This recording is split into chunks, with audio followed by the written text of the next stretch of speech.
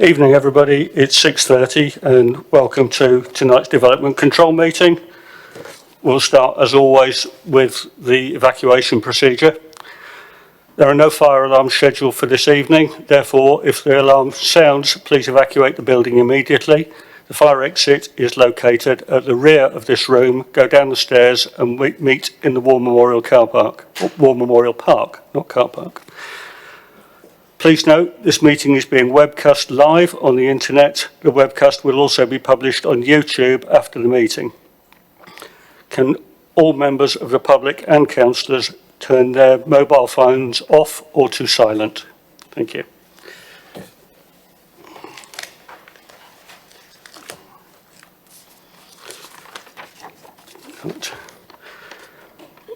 For the benefit of the members of the public watching or participating in this meeting, I would like to explain who everyone is. My name is Councillor Nick Robinson and I'm Chairman of this committee. To my right are councillors who will be making the decisions on the applications in this evening's agenda. To my immediate left and right are officers who will be presenting the applications and providing advice to the committee. The Development Control Committee is a regulatory committee, not a political meeting. The committee will be considering the published papers, examining the evidence brought before us tonight, and will make decisions based on planning reasons. We are guided by national and local planning policy and guidance. At the appropriate time, I will invite speakers to contribute to the meeting in the order set out on the update paper. May I ask that all speakers, including visiting members, speak clearly and keep to points made in the application on material reasons only. No further dialogue between members of the committee and speakers will be permitted once questioning has finished. All speakers will be reminded of their permitted speaking time and will be advised when they have 1 minute remaining. May I ask all committee members to avoid repetition and to keep any comments on each to a maximum of 4 minutes. This evening there are 7 items on the agenda and I really hope to be able to do this within 3 hours. I understand that planning can be emotive and ask that everyone remains polite and professional throughout this meeting. That will do for that.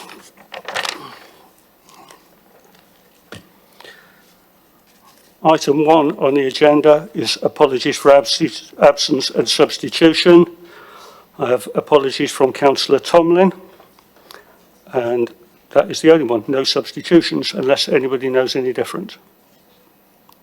No, thank you. Item 2 is declarations of interest.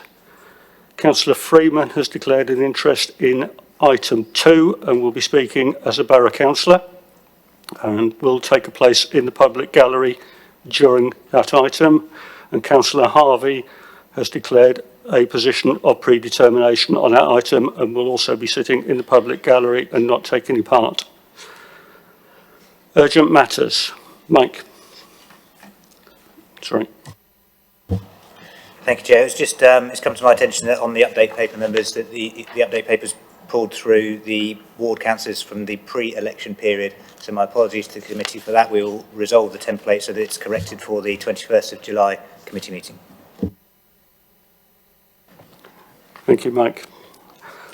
Right, minutes of the meeting held on the 9th of June 2021.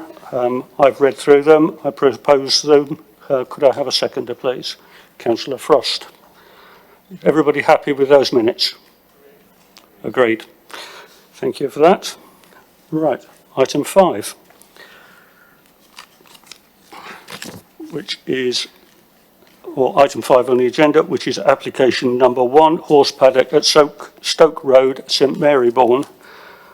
And could we have David Pert to microphone number 1, please?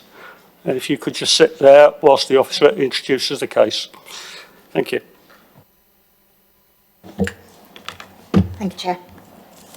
So the Just wait for the time being, where the officer will introduce the case, and I'll bring you in a minute or two. Thank you, Chair. The application is for a horse paddock at Stoke Road, St Marybourne, change of use of agricultural land to residential to provide off-street parking and additional external amenity space to 4 existing properties at land off Gangbridge Lane. There is an update to the application and that makes us a change to the recommendation, which was previously for refuse and enforce, and that has now gone to refusal based on the previous reasons for refusal, with an amendment to the wording of reason for refusal 4, which now removes the reference to sort of gravel and possible runoff. So the applicant is now proposing hard standing within the site, which addresses that particular matter. So therefore, reason for refusal 4 has been amended. There are no other changes in relation to the reasons for refusal, which are set out in the main agenda report. Thank you. Thank you, Lucy. Mr. Pert, you have 4 minutes. I will warn you when you have 1 minute left. If you press the button, I think it's the right-hand button in front of you, your microphone should light up red, and then there you go. Okay. Yeah. Thank you, Chairman. Good evening, councillors. My name is David Peart, and I'm Chair of St Marybourne Parish Council. During the consultation process, the Parish Council wrote in support of this application, and as Chairman, I'm also speaking in support of the application this evening.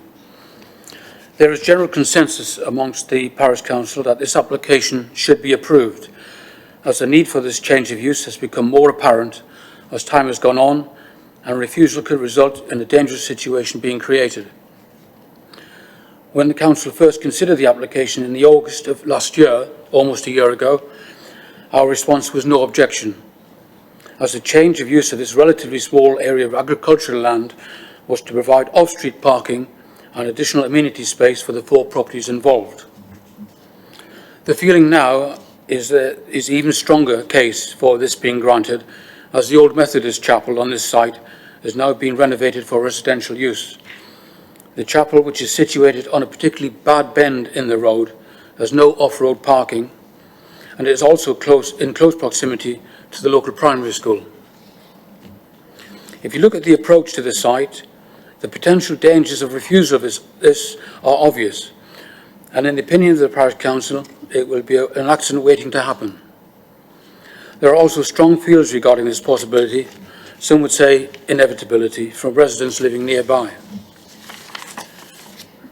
As for the potential flood risk, some of the people who have lodged objections to the application have referred to the field as being part of a floodplain.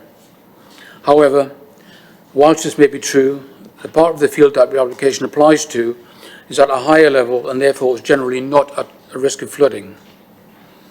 Also on this matter, can I quote from the report to Development Control from the Environment Agency in August of last year, which states that their position is, as they say, consider the proposed works to be classified as water compatible and have no objections. In conclusion, I believe the reasons put forward for refusal of this application are far and away outweighed by the potential danger that this will be caused by vehicles being forced to park on the road in this area, particularly during school start and finish times, and of course after dark. There is no street lighting in the village. Thank you for giving me the opportunity to make you aware of the position taken by the Parish Council regarding the application. Thank you.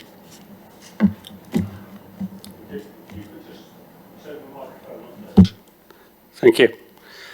Questions to Mr. Peart? Councillor Godison. Thank you, Chair. Good evening, Mr. Peart. I read the Parish Council's response here with great interest. I may have misheard you, but did I hear you say, I'm referring to the Biodiversity Officer's objection, that it is within the 20-metre buffer zone required? Did I understand you to say that they'd withdrawn that objection? No. I didn't say that. No. Okay, right. Well, can I ask you then? The question I would like to ask you is, as a parish councillor, how serious do you think that that objection is, and how dangerous would it be in diversity terms for it to be within the 20-metre or 22-metre buffer zone? A diagram. Thank you. Some photographs, and you can see the bend there where the chapel has been developed. Obviously, when the chapel was built, there wasn't any traffic in the village. So is my microphone on? So it wasn't a problem, but now it's right on the bend, just before the school, and I don't know where else the people who are going to occupy, it's not occupied as of yet, but when it becomes occupied, where those people are going to park, apart from directly outside. The people in the other two of the cottages they can park round the corner, so they have an option. But the people, whoever takes up occupancy of the old chapel, don't really have that unless they want to go and park quite a way away, which they probably won't do that. So the sensible thing, as far as we're concerned, is to allow off-road parking. Why not? Thank you. Can I just have a supplementary on that? I wasn't really specifically interested in the parking issue because I fully appreciate that parking is a serious problem in your locality, and that if this were passed, that would probably alleviate that problem. But I'm interested in purely in biodiversity terms. Is there a serious risk with this being within the 22-metre buffer zone required, simply on biodiversity terms? Thank you. We believe not. Yeah.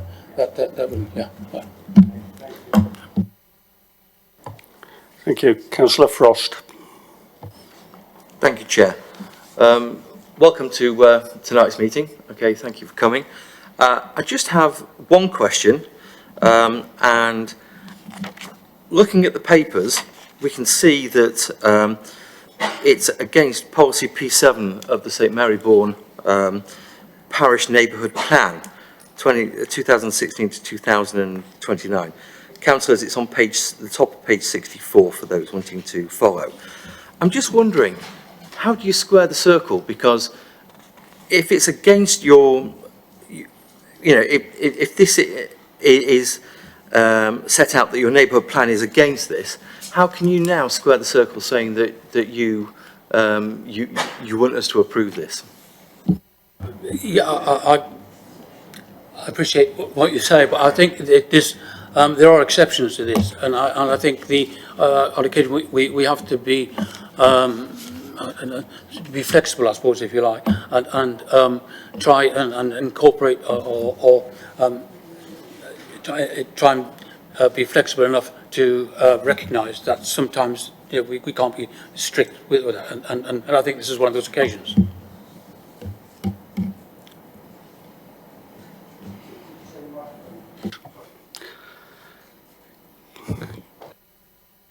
Councillor Ganesh.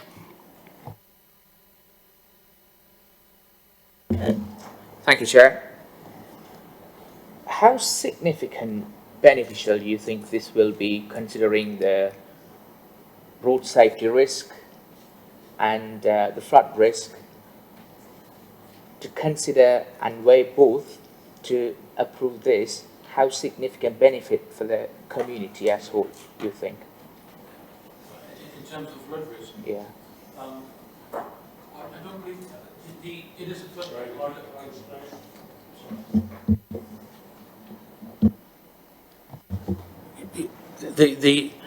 the area does form part of a floodplain, but as I said in my statement, it falls away towards the river, and that area, the Bourne River is a winter bourne, and sometimes in wet winters, the bottom of that field does flood naturally through the valley. But the area that we're talking about within the application, in my knowledge, very rarely floods. So I think that's what we're talking about that. And as I say, as I quoted from the Environment Agency, have said that they consider the proposed work to be classified as water compatible and have no objections. So I would have thought they would have objected to it strongly if that had been the case. I hope that answers your question, sir. Can I have another question? How beneficial that will be for, in terms of the parking for the community, considering all the risks? Is that significantly high, or is it worth considering the rest of the risks? I believe it's worth the risk.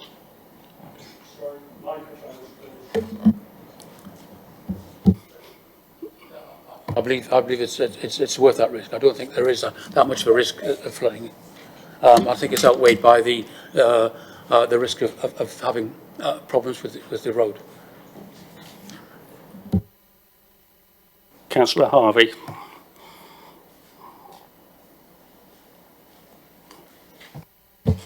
Thank you, Chair. If one of the arguments that's being put forward is that the highways issue is a concern, if one of the issues, if one of the arguments that you're putting forward is that the highways issue is a concern at the moment on that bend, and you're intending here to have a car park with an access directly onto that bend, with another access in a short distance from it, would you not agree that actually the highways issues are compounded by the access to the car park as much as they are compounded by the issue of parking in the street itself because of the nature of that very bend? The lines of sight from that access are equally a concern, would they not be, in that circumstance? I understand what you're saying, but I believe more danger of on the road. Forgive me a moment, Councillor Peart, my microphone will not turn off.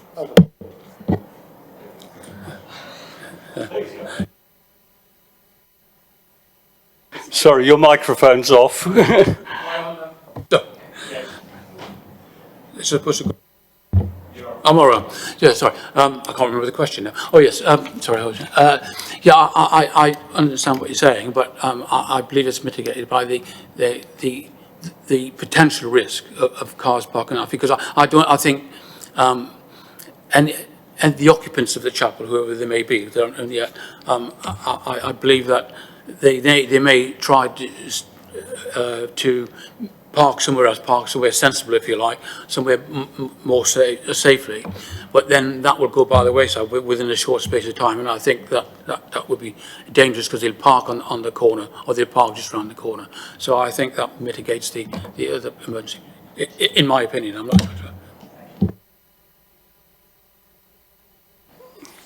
Councillor, my brain's gone dead. Gaskell, thank you. Yeah, just one question. The application, is it from the residents of the properties involved or adjacent to this parking space, or is it by an individual who's going to then sell it to those people? And have they agreed a deal to get that? What I'm concerned about is if it becomes a car park and then the residents don't have the option to buy those car parks, or they become extortionate in cost. My understanding is that the application was made by the landowner to give access to the cottages. Whatever the deal is following that, I don't know. But the important issue, as far as we're concerned, is that the landowner has made the application to create this parking area for the three cottages and the Methodist chapel.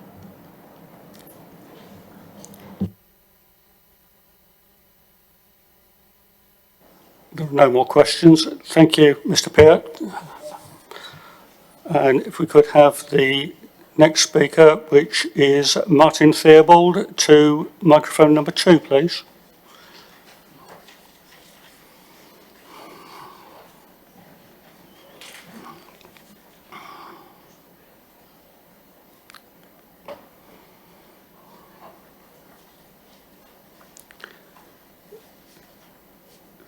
Thank you, Mr. Theobald. You have 4 minutes. I will warn you when you have 1 minute left, and it's the button on I think it's the right-hand side of your thing, but your microphone will light up red. Thank you. Good evening, everybody. I'm here to provide public observations against this application, which come from my own family, owners of properties that adjoin the land in question, and other residents of the parish. The 6 sets of observations are as follows. 1. There may yet need to be enforcement as there's been extensive planting, changes of level, and what may be a soakaway formed on the area allocated for the chapel conversion. 2. The case officer has identified an unacceptable domestic encroachment on the land which would distract from the views currently enjoyed from a number of viewpoints and vistas that the land forms part of. There is also the possibility of the land being used for parking of vehicles and storage of equipment related to non-domestic uses. When considering the neighbourhood plan, the application conflicts with multiple clauses that form the environmental factors and design requirement policies. 3. The case officer points out that no evidence has been submitted to justify the claims of a ward councillor, the parish council and others that on-street parking is a highway safety concern. In 2018, planning permission was to convert the chapel and hall to residential property was approved. The application stated that there is existing convenient nearby parking and identified 4 different existing locations that could be used for parking. The approved permission did not require off-road parking to be provided, and the application officer considered the proposal is acceptable in terms of its impact on highway safety. When the parish council considered the application, they chose to respond with the no objection option and just noted under other comments that they had reservations about lack of parking. There was no mention of potential dangers, and the situation is unlikely to have changed since 2018. 4. The highways holding objection correctly identifies the challenges of egressing from the track onto the public highway. Between the track and the public highway is a strip of land over which the applicant has no control and cannot guarantee access across. This application would increase the vehicle movements at the village end of Gangbridge Lane. The land that must be crossed between the track and the lane is already well used, and I can provide more detail. 5. The threat of flooding is real, and photographs included in public comment of objection and sent to members of the committee on Monday evening illustrate this. One photograph shows the site as it was last summer as reference, and the other 2 during a period of flood in February 2014. One of the photographs taken before the peak of flooding shows the track and maybe up to 4 of the 6 identified parking bays underwater. This is contrary to an opinion stating that flooding is a minor concern. In conversation, the applicant suggested that the surface of the track will be above the existing level of the meadow. The raised track would potentially prevent free runoff of water, and if the ground is already saturated, the track water will take longer to drain away. 6. This spring, the nesting and breeding of wildfowl close to the bridge and downstream of the bridge is a good indication that the rivulet is free of pollution. Runoff and floodwaters with contamination from the track and parking bays has a potential to pollute the rivulet and groundwater. Thank you for the consideration of the observations, and I ask that you support the recommendation of the case officer to refuse this application. If you could turn, thank you. Questions for Mr. Theobald?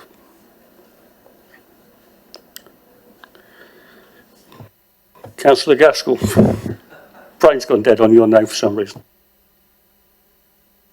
You say you're a resident. Are you in one of these cottages? Yes, I am. Can I ask, have you been approached about parking your car there? Because I assumed, first of all, that this land was for parking for those cottages. Yes.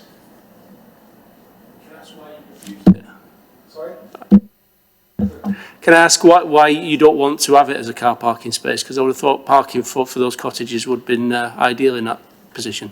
We have sufficient off-road parking as it is. Okay, thank you. You've answered my question. Councillor Frost. Thank you, Chair. Just following on from Councillor Gaskell, where do you park your cars? I park in the driveway and also on the lay-by. Thank you, Chair. Just one more supplementary. Okay, where do the other cottages, okay, around this car park their cars, please? On the hard standing that forms between the curtilage of one property and the public highway. Thank you, Chair. Thank you. I see no more hands up. Thank you, Mr. Theobald. And if we could have Aaron Smith to microphone number 3, please.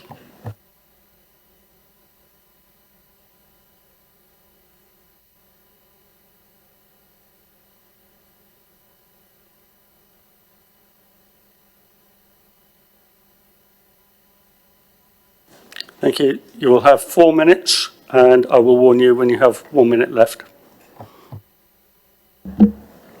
Thank you, Chairman. So, yeah, Aaron Smith, I'm a Chartered Town Planner. I'm recently instructed by the applicant, Mr. Jeffrey, to advise and address this committee. So the purpose of this application is twofold: to provide much needed off-street parking provision that will be available for the 3 cottages and also the chapel building. And I hope you'll approve this planning application and support the Parish Council. After the publication of the officer's report, been in correspondence with officers about various inaccuracies and missing information, and this has led to the welcome withdrawal of the recommendation to pursue enforcement action. Just want to address the proposed 5 reasons for refusal in turn. So reason 1 relates to landscape. This application involves moving the fence out into the paddock by about 11 metres, and that paddock's already subdivided by fencing. There will be no harm, and this is acknowledged by the landscape team, who make no objection, subject to a condition controlling surfacing, and the applicant agrees to a pre-commencement condition: the surface will be permeable. Reason 2 relates to the historic environment. No formal response from the historic environment team has been received, and your understanding of this issue must be seen in the context of the no objections from the landscape team. This is a conservation area in a village situated within the level valley floor, and it's not unusual to see, including prominently, residential features, parking, paraphernalia and amenity space. We're in the village. As no new buildings are proposed, there'll be no views lost. In terms of reason 3 about biodiversity, again, there's no formal response from the biodiversity officer. It's been published as part of this application. While some of the developments within the 20 metres of the Bourne rivulet, the access and the gates already exist within that 20-metre zone. The neighbouring property, Rickett Way, and its garden are also within that 20-metre distance. It shouldn't be slavishly applied. There's no objection from the Environment Agency concerning any impact on aquatic habitats and the function of the watercourse. In terms of highway matters, reason 4, the response from Hampshire Highways was received late in the application process, and our client's not been afforded any opportunity to address the issues that are capable of being resolved by condition. Importantly, as you see, there's no in-principle objection from Hampshire Highways, who recognise the benefits of the scheme. In terms of flood risk, reason 5, the report incorrectly states the use will be more vulnerable and not permitted. The Environment Agency response, which you do not have in full in your report, confirms the use is water compatible, and they've got no objections subject to conditions. Again, the applicant agrees to those conditions. Just want to reiterate the reasons for the application. Parking's long been an issue in the village, most notably during drop-off and collection times at the adjacent school, which I've witnessed firsthand. It's considered that the parking would significantly contribute to improving the safety of school drop-off. This is acknowledged by the Parish Council, letters of support, and also Hampshire Highways. The reasons for refusal are not substantiated by the consultation responses. Landscape, Highways and the Environment Agency do not object to the proposal.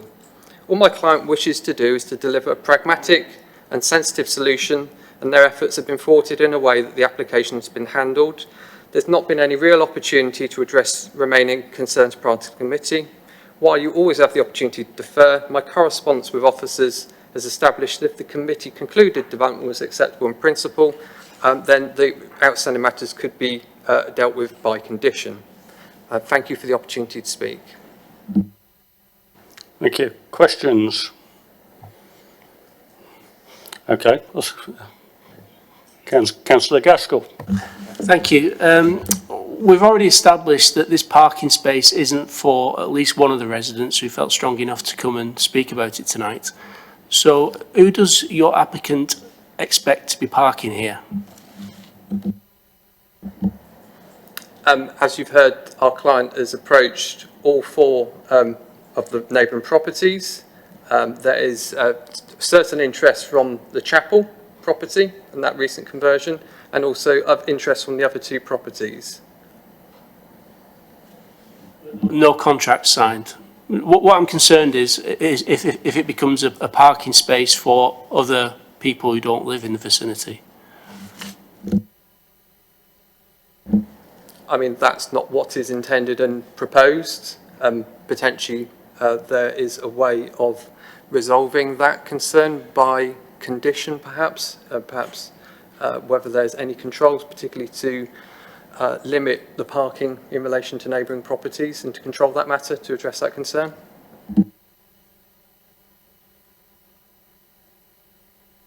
I see no other hands up. However, I've got a question. The original submission for this showed it as having no hard standing, and now we believe we've moved to a position where there is some hard standing. Has a landscape assessment been done to take into account that hard standing, and has a flood risk assessment been done to take into account that hard standing? So actually, when the application was originally made, it did confirm surfacing. I think there's been a degree of confusion here between our clients. I've only recently become involved, and the officers. There's never been hard standing because the surfacing is permeable. So the original application form does confirm that there would be, I'll try and find it, a maintained access track and surfacing to it. I mean, it's impractical to have a parking area without any form of surfacing of some kind. Hence why highways are concerned about mud on the road. I mean, that's wholly impractical. So that, again, there's just been that confusion about the terminology.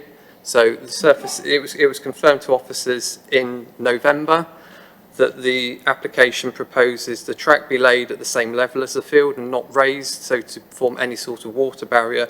It be constructed of geotextile membrane with a gravel finish to ensure it's permeable. Our client was not advised by officers in November last year to update their report on that basis.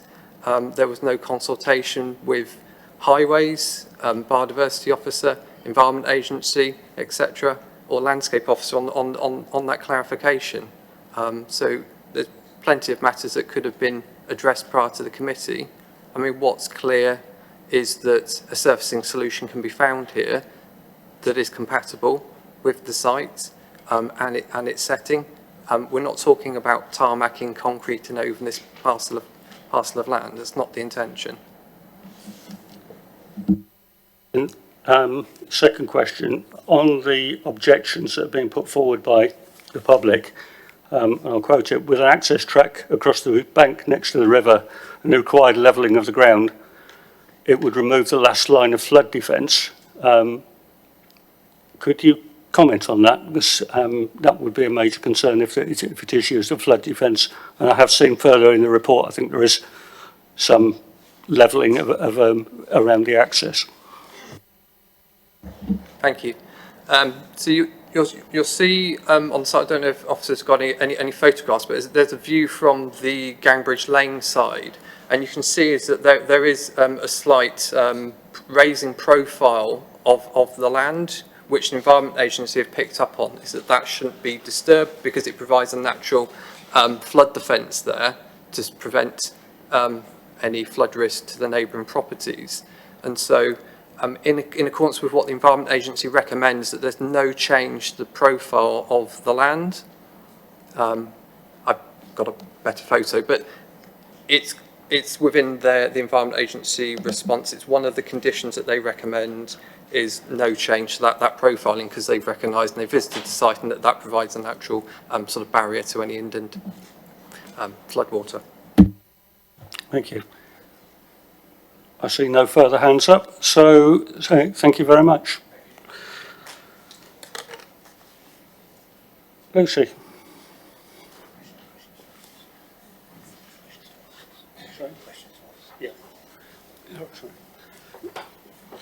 Sorry, questions to officers. Councillor Frost, followed by Councillor Harvey.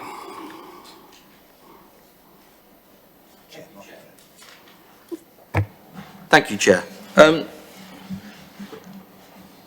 I'm just looking here at the sheer number of policies, okay, that are in the MPPF, the Basingstoke and Dean Local Plan, and also the St Maryborn Parish Neighbourhood Plan. Fellow members, page 65 and page 66, okay, say there are 7 policies, okay, under the MPPF that this is in breach of, 9 policies for the Basingstoke and Dean Local Plan, okay, 2 policies from St Maryborn Parish Neighbourhood Plan, and then there's obviously another 4 supplementary planning documents, and those are just the ones I'm just pulling out. Is there anything, okay, in the MPPF, okay, Basingstoke and Dean Local Plan and St Maryborn Parish Council Neighbourhood Plan, is there any policy that would allow us to give weight, okay, to ignoring these, the breaches of these policies, please? It wouldn't be that you would be looking to breach the policies, you would be looking for an alternative, sorry, you need to turn off your microphone. So some of the reasons for refusal are more opinion-based, so it could be, for example, in the impact on landscape character, councillors could come to a different conclusion to the officer's recommendation, but you're not looking to overcome the MPPF or planning policy. It's for you to look and consider if there are relevant policies that support the proposal rather than the other way round. So if you think that there are reasons to support this scheme, then clearly you have the opportunity to do that this evening. Thank you, Chair. Councillor Harvey. Thank you, Chair. Lucy, if I've read the application correctly, it says change of use of agricultural land to residential use. Therein, by approving the application, everything that is within the red line of the application would become for residential use, and everything else that goes with that. Am I correct in that interpretation? That is correct, yes. Any more questions to the officer? No? In that case, debate. Councillor Frost.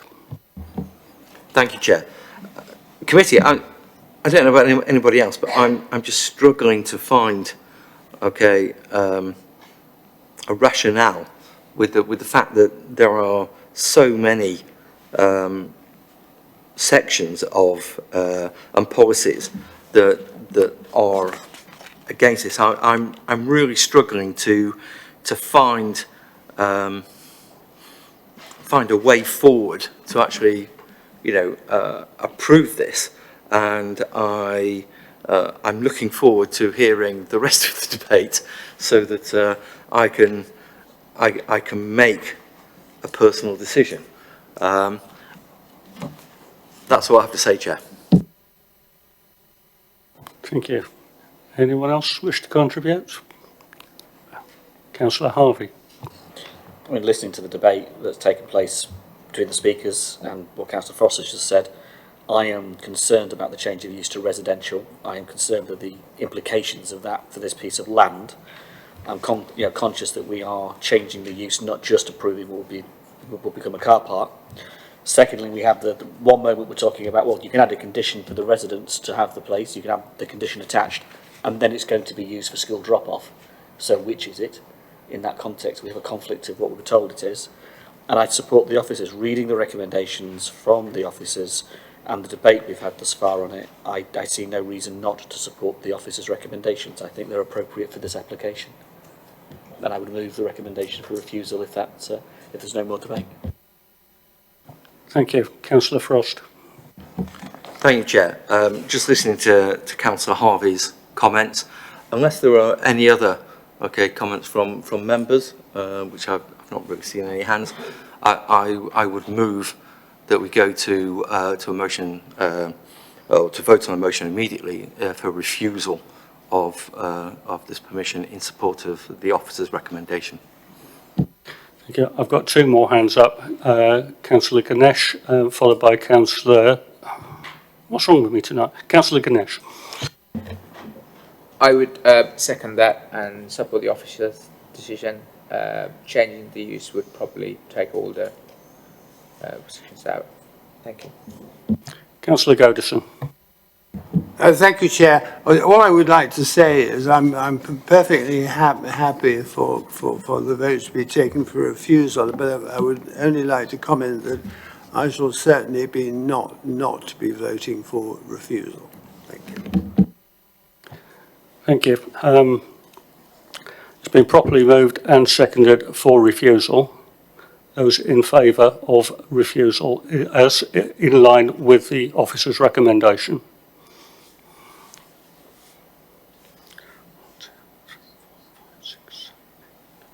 10.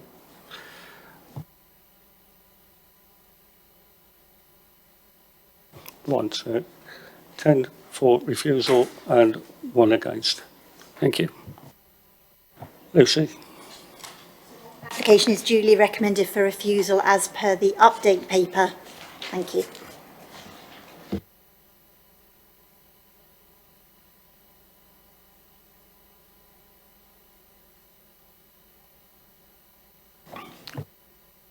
I'll just give Bernie a minute to clean everything down.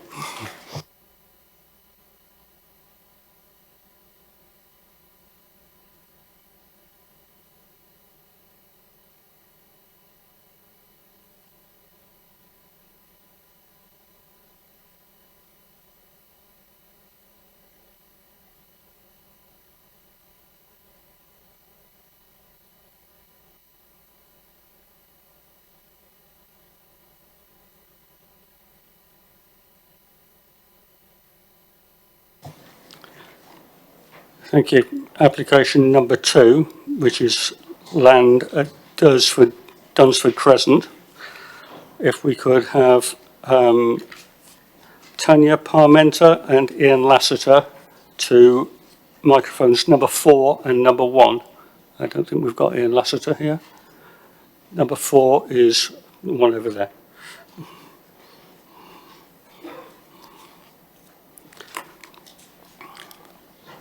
If you could just sit tight for a minute whilst the officer introduces the application. Thank you. Thank you, Chair.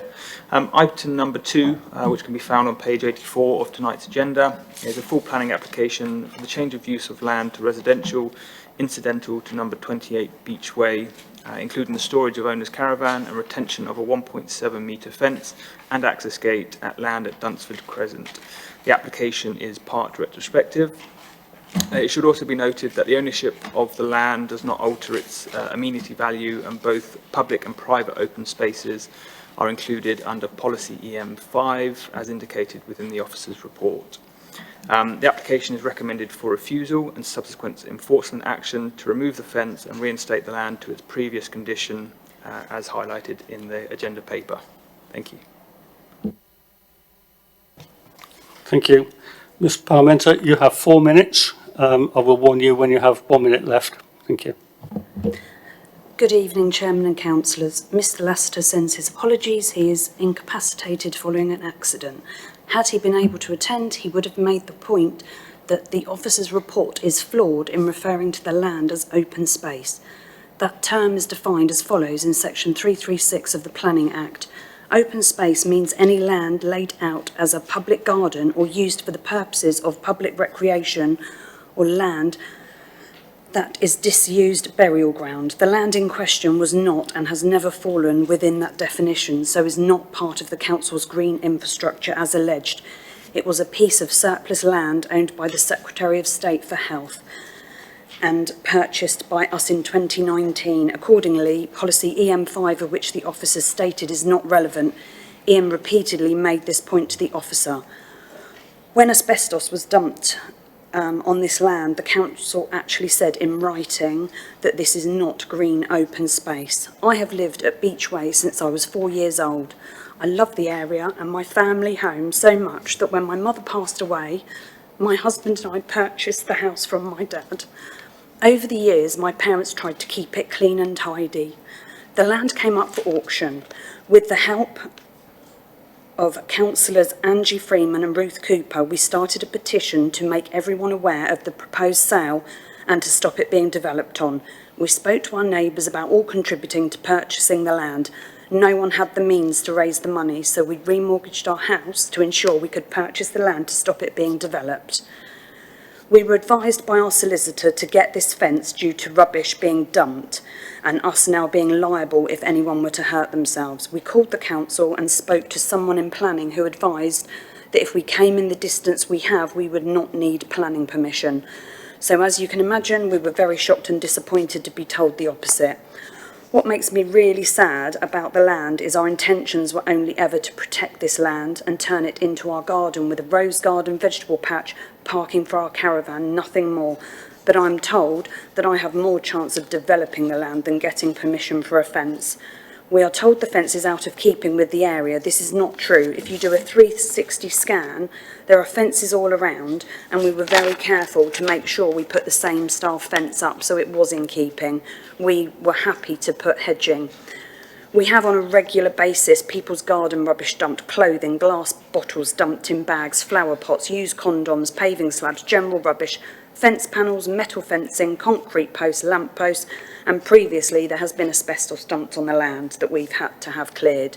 If Meredith had visited the site when I invited her to look around, which she declined, we would have showed her the mounds all around the site where people have dumped garden rubbish for years. We even hired a skip to tidy up the land, filled it to the load level, and other people put more in. The immediate neighbours and several others, hence the letters of support, have told us they're very glad that we've purchased the land and it looks much better. Our neighbour's brother is disabled. We have let them put a back gate in so they can gain access via a dropped curb to accommodate the brother's wheelchair because he cannot get in the front door. We're very sad to see in the officer's report that the council have worked with us on the planning application. In fact, the only person that has tried is Angie Freeman. Angie's had a conversation with Meredith, who blatantly just said no. We had the highwayman out. He came out and said there was no problem to have the fence where we proposed. We've not finished tidying up the site and we're forced to stop when enforcement action was threatened. We really hope you will rethink the refusal and work with us to support this application. Thank you very much. Questions? No? No questions? Thank you very much.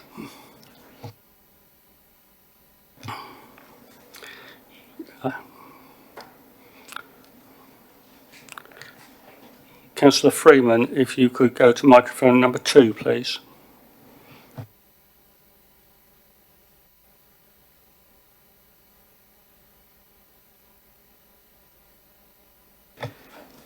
You have 4 minutes. I will warn you when you have 1 minute left.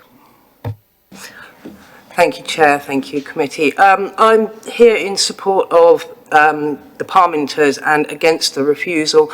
This land, I've lived in Winterbury, as you probably know, for all my life, and this land has never really been much more than a waste ground, somewhere where people would fly tip, dump low-level stuff. When the Parmenters found it was up for sale, they wanted to buy it. These two people are very community-minded individuals, and they only ever sought to protect the land from being dumped on.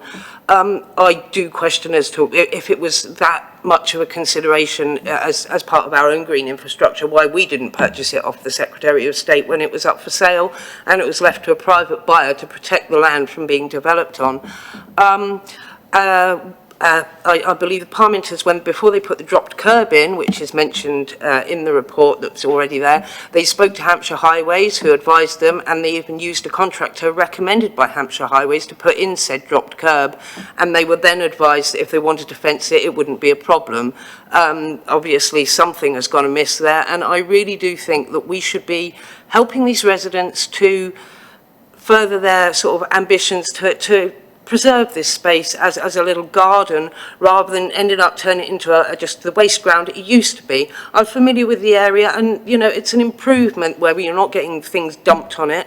I really feel that we could have worked a lot more. Now, I asked initially for a meeting between myself, the planning officer and the Parmenters. This was refused. Meredith did speak to me over Teams, but again, the Parmenters weren't included. All they want is for some help to know what they can do, what they can't do. I don't think refuse and enforce to take down the fence is a good idea. It's something that, you know, the fence isn't really detrimental to the area. None of the Parmenters' plans are detrimental to the area, and I really think that this at the moment, it's just bureaucracy, and I don't understand why we haven't helped these people. I know for a fact that our planning department is quite, when we look with a large organisation, we will go backwards and forwards for months, years on end to develop the plans so that we can reach a mutually agreeable situation. This hasn't happened with the parliamenters. They've been met with refusal after refusal, and I really do think that it lets us down when you've got two community-minded individuals like the parliamenters just seeking to make a little bit of a garden there and to help the community so it's in a better shape than it was, or we're just putting obstacles in their way. I support what they've done with the place. It looks fine. It's in keeping with the area. And I don't see why the objections are there. It baffles me. I do hope that you will go against the proposal to refuse and help these people to find something that's mutually agreeable to all of us. I don't see the reason for this refusal at all. I think it's perfectly in keeping with the surrounding area. I don't see any issues with the highways, and like I say, if they've actually been advised previous by Hampshire Highways that the dropped curb was fine and that the fence would be fine, I think that we really need to go and rethink the refusal and help these people to come to some sort of solution which is beneficial to us and to them. They've helped the community, they've tidied up the area, it looks so much better than it did. And I don't think that the refusal of this application is warranted. Thank you.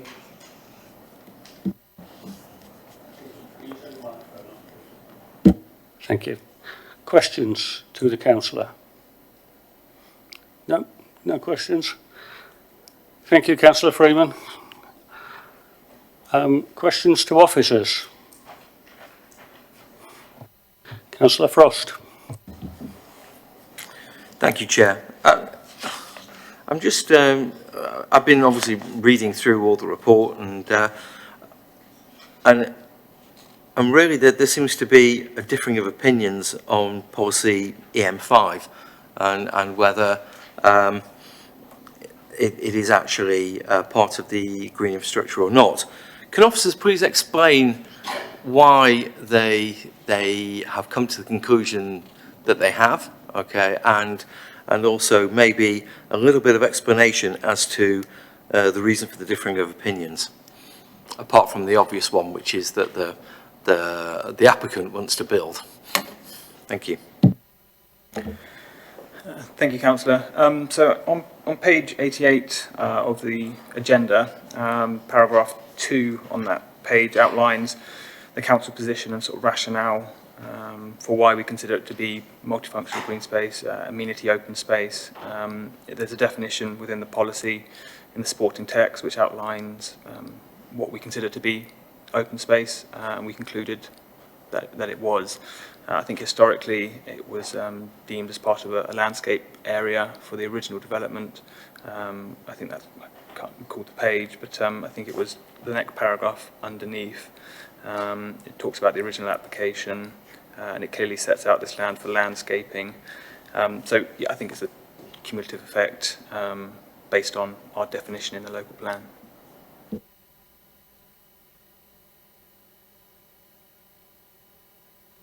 I see no hands, so I'll ask my question. It's the same question that came up with the last application. In terms of the change of use of this land, does it leave it vulnerable in the future, maybe after Mr. and Mrs. Parmenter have moved on to a different property at some time in their lives, as another owner could decide to develop it, and because it is now, would then be residential land, it will be more vulnerable to that than it is now? Yes, yeah, it would be. Thank you. Mike. Chair, just to supplement that, so yes, it would become previously developed land, but clearly the committee would have to consider the application on the basis of what's before you this evening, as opposed to any future potential, but it would change the status in that sense. Okay. Councillor Ganesh. If it's still classed as a green infrastructure and owned by a private owner, so what's the future for this?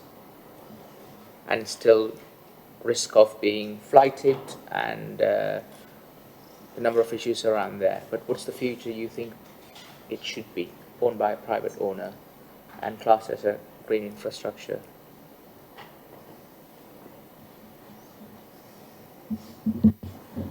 Thank you, Councillor. I think it would be the same situation with any areas of open space within the borough, private or public. Fly tipping and matters such as that could occur on any piece of land. I think that the value of this is the amenity that it provided to the area, the relief from the built form, and the fence line being set back away from that road. I think the officer sets it out reasonably well within the report, the issues that we see in terms of what the land could be used for. I think it's just that, it's an area of open space, a relief from the built form, and the amenity value that provides that area of the borough. Thank you.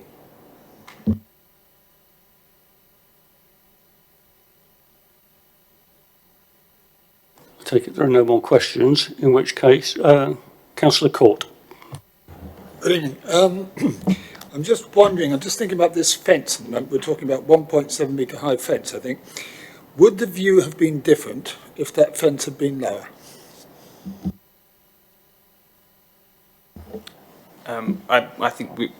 I think go back to what Mike said earlier, we're assessing what's in front of us. I think the answer is it depends on what was proposed. Based on what's been proposed tonight, we consider it to be harmful. The answer depends, I suppose, with a lot of planning issues, but yeah, as it stands, it's considered to be harmful. Thank you for that. Any more questions? No. Councillor Frost.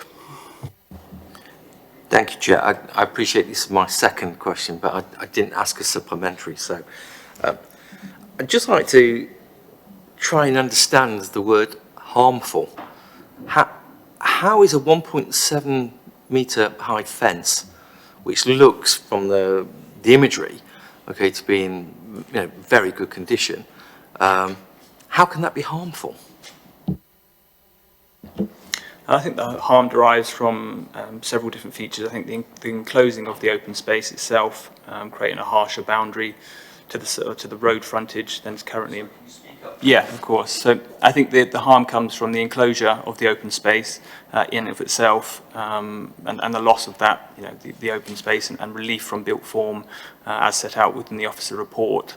I think that the fence itself has been considered to create a tunnelling effect, thereby narrowing the openness of the site and the road. So the officer considered it to be harmful for those points, really.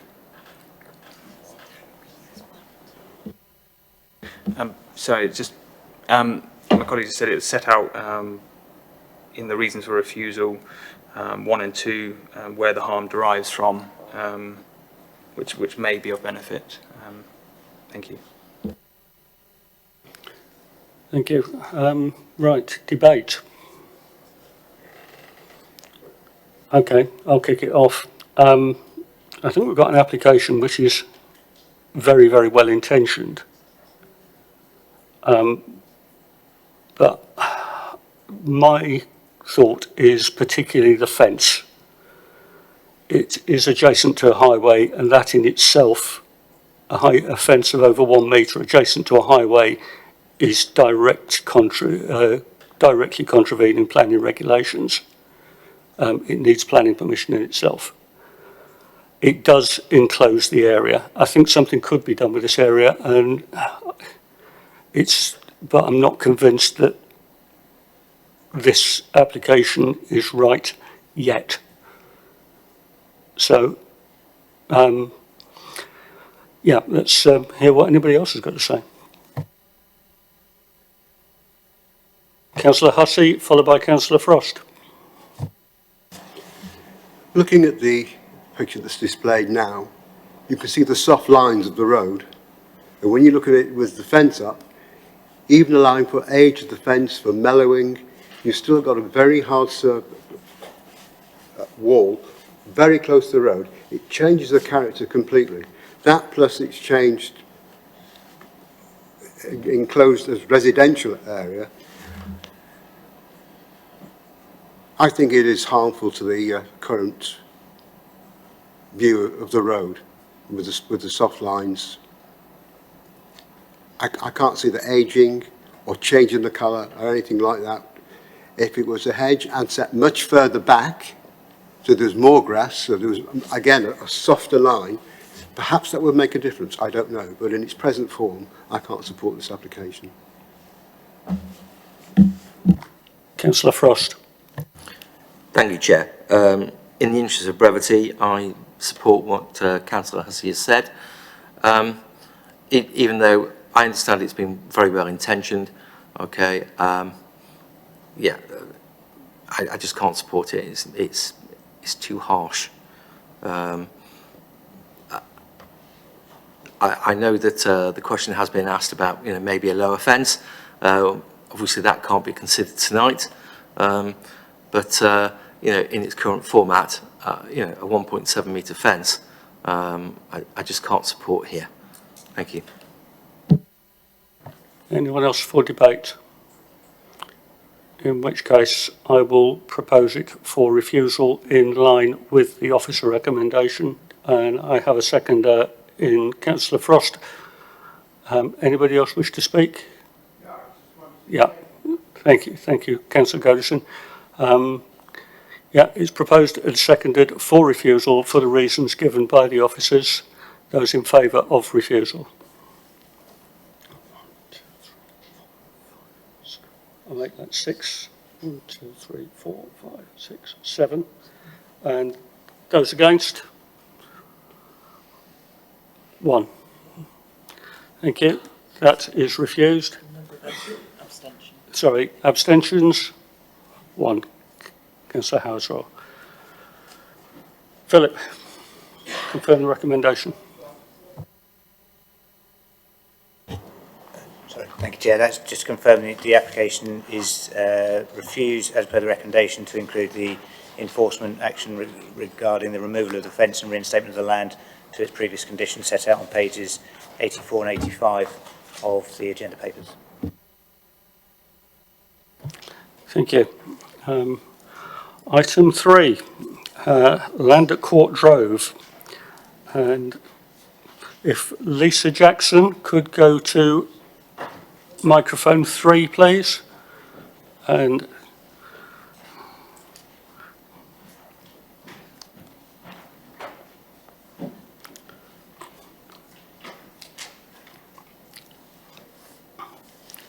if you just wait there for a moment whilst the officer introduces it. Thank you. Thank you, Chair. This is an application for the demolition of an existing outbuilding, erection of self-built detached dwelling and formation of new access with biodiversity nitrate mitigation planting. The site is land at Court Drove, Overton. There is an update to this application. The recommendation has been modified to include details of the requirement to get the support of Natural England on the proposed mitigation which relates to nitrates, and there are also a number of conditions that have been altered and amended following discussions with the agent. These have now been agreed with the agent, the relevant ones, and they are included within the update paper. Thank you. Thank you. Ms Jackson, you have 4 minutes. I will warn you when you have 1 minute left. Thank you. Thank you, Chairman. Thank you, members. This application is rather a sad story of attempting to gain planning permission for an allocated site in the development plan. It's taken 3.5 years to get to today, the delay for a number of reasons and not assisted by a global pandemic, which has now created an impossible and currently unresolvable problem, hence the current application for a single dwelling only before you today. The officer's report explains that the site is allocated for 14 dwellings in the Overton neighbourhood plan, and despite an initial refusal of the planning application that was originally submitted in February 2018, the planning inspectorate have confirmed that the form of development for 14 dwellings was acceptable, indeed entirely acceptable on this site. Whilst the appeal was dismissed, this was on a basis of a misunderstanding of the form of legal agreement on affordable housing, so a duplicate application for the 14 dwellings was submitted in August 2019. That application should have been determined by November 2019, and had it been determined, we would have been delivering much needed housing, including affordable units on this site. Sadly, the application was not determined in time, and as a result of that delay, a new policy constraint was identified in January 2020 by Natural England, and that was the need for this site to now deal with nitrate neutrality. This is because Overton Sewage Works does not meet the appropriate nitrate standards. This new issue was not considered as part of the neighbourhood plan, and it was not considered as part of the local plan. There is no solution that your council can currently provide to developers to mitigate nitrate issues. The applicant has tried very hard to resolve this and has tried to purchase nitrate credits from the Hampshire and Isle of Wight Wildlife Trust. He has approached many other developers to try and purchase nitrate credits or additional land to provide nitrate mitigation in the correct catchment. However, none of the schemes have come to fruition, none are available or affordable. Therefore, it has not been possible to progress a scheme of 14 dwellings. Your officers cannot provide a solution, neither can the applicant provide a solution. So in order to unlock this problem, the applicant worked with the case officer and team leader to progress an alternative solution for a single dwelling as a meantime application. This will at least allow some progress on this allocated site. The axis proposed will allow the site to eventually be developed for 14 units as allocated if a strategic solution to the nitrates can be found. But currently, the intention is for the applicant to build a self-built house on this plot. The design of the proposal follows exactly the design that the inspector found acceptable for the wider scheme. The scheme now includes nitrate mitigation for the single dwelling on additional land in the applicant's control. This will be secured by a legal agreement and has been agreed in principle by Natural England. And I note the comment by Lucy Page that agreement with Natural England, but we had made an approach prior to an application through the discretionary advice service, so we're confident that nitrate mitigation scheme is acceptable. Thank you. It also secures implementation of the traffic management through the legal agreement, as agreed acceptable by the planning inspector. Importantly, permission for this single dwelling as a first stop does not sterilise the ability to bring forward the remaining part of the allocated site. The parts of the site that contain the other dwellings in the future would be retained as paddocks in the interim until a solution to the nitrates can be found. I would ask that you support the recommendation of your officers so that you can approve this application, that this development can finally commence on this allocated site where it has already been agreed by the planning inspectorate that the form of development is acceptable. Thank you. Thank you. Questions to the speaker?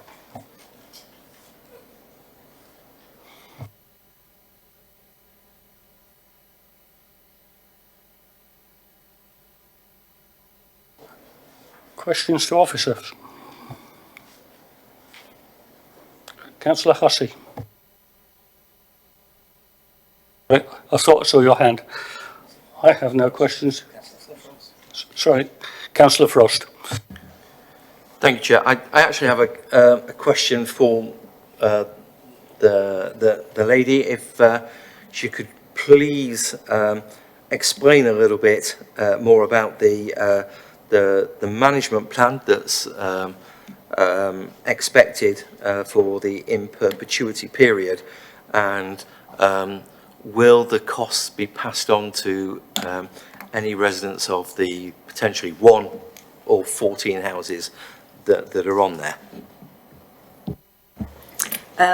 Thank you, Councillor Frost. Obviously, we can only consider the single dwelling tonight because that's the application before you, and the management of the nitrate mitigation will have to be carried by that single dwelling. So this is an additional cost that was not anticipated when the site was allocated in the neighbourhood plan, because this issue didn't exist. So yes, it must be carried by the developer.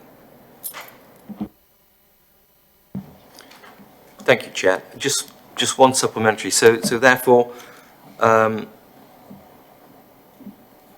while I know we can't consider the other 14 or the other 13 dwellings, does that mean by extension that if other developments are put on this bit of land, that the costs will be spread evenly between those dwellings? I think it's a matter for the developer, but one would anticipate that in order to mitigate, you buy a credit based on occupation, so it would naturally fall, I would have thought, as a development cost per unit. That would be the way one would anticipate, and that's what's happening elsewhere with councils that are providing nitrate mitigation as a unit cost, yeah. Thank you, Chair. Okay, we are at questions to officers now. I missed Councillor Frost's hand, and I see no hands up. I have no questions to the officers, so debate. Councillor Frost. Sorry, just going back to questions to officers. I'd like us to look at the entrance to the particular, or the proposed entrance to the property, because one of the objections says that it's directly opposite the school. Is this the case?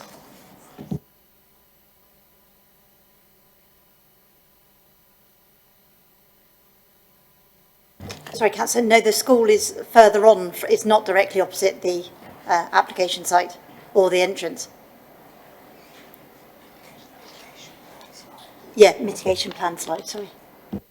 Thank you, Chair. Anyone else for debate? So, sorry, Councillor, can you see the school up on the top left hand corner? Yeah, thanks. Councillor Frost. Thank you, Chair. This is a tricky one here, okay? But then again, I suppose they're all tricky when they're brought to this particular committee, which is quite right. I have to say, I am concerned about, the increasing the proposed development from 1 to potentially 14 houses. Okay, and I'm just wondering whether we, if we were minded to approve this, whether we could put a condition on. Okay, but other than that, I mean, the nitrate mitigation, which is a relatively new, condition, but necessary, I think here has or seems to have been sorted out, and I'm interested in hearing other committee members' opinions, but if there are no other questions, I'm minded to approve this application. Thank you, Chair. It's just on the one query from Councillor Frost there. Effectively, no, you couldn't impose a condition preempting any further applications. So if another application did come in or was being considered already, that will be its own consideration. Councillor Ganesh. Thank you, Councillor Ganesh. Once again, I see no hands, so it has been moved and seconded for approval. Those in favour? That's all, everyone. Yeah. Thank you. That is approved. Officer. Thank you. So the approval is per the update paper, subject to confirmation from Natural England that they are content with the detail of the proposed mitigation and the other measures within the Section 106 agreement. That is approved. Thank you. Thank you, Lucy. Item number 4, Church Lane, Wolverton. If we could have Holly Sidner at microphone number 4 and Charlotte Harding at microphone number 1, please.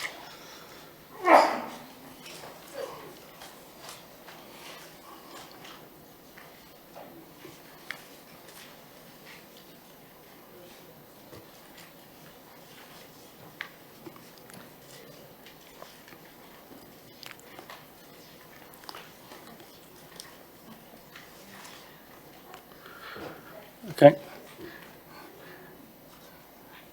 Okay, we just have the one speaker. Yeah. Okay, that's great. If you can just sit tight for a minute whilst the officer introduces the item. Thank you.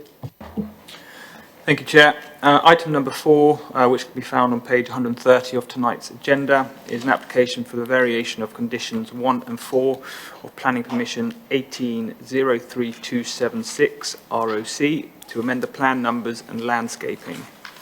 The application is recommended for approval, subject to the signing of a deed of variations and the conditions listed at the end of the officer's report. Thank you. Thank you. I'm not sure which, I assume that you are Charlotte Harding, both judging by where you're sitting. Thank you, Charlotte. You have 4 minutes. I will warn you when you have 1 minute left.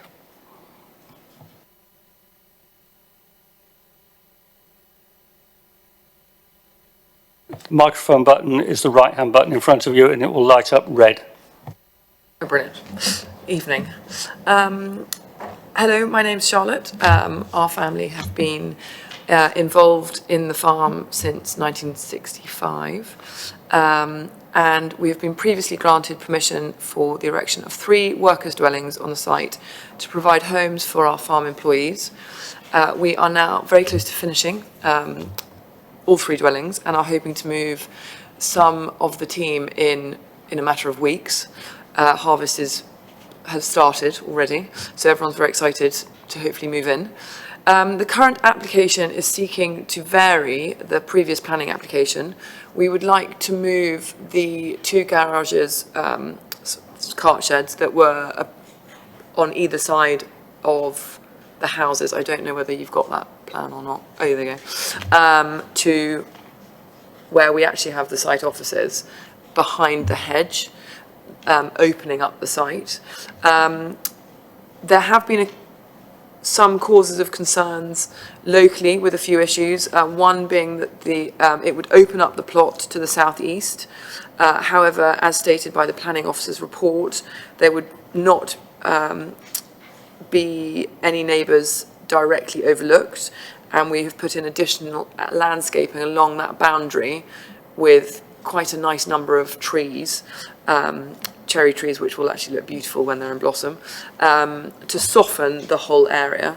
The other concerns was the actual new siting.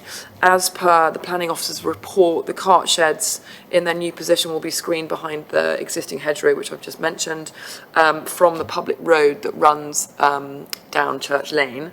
The cart sheds will not be any closer to the road than any other buildings along that lane. At Ivy Cottage, they've got a little garage that you can just see on the right-hand side of the plan, on the right of the hedgerow boundary. And then further down that road, you've got a big green barn right on the side of the actual Church Lane Road.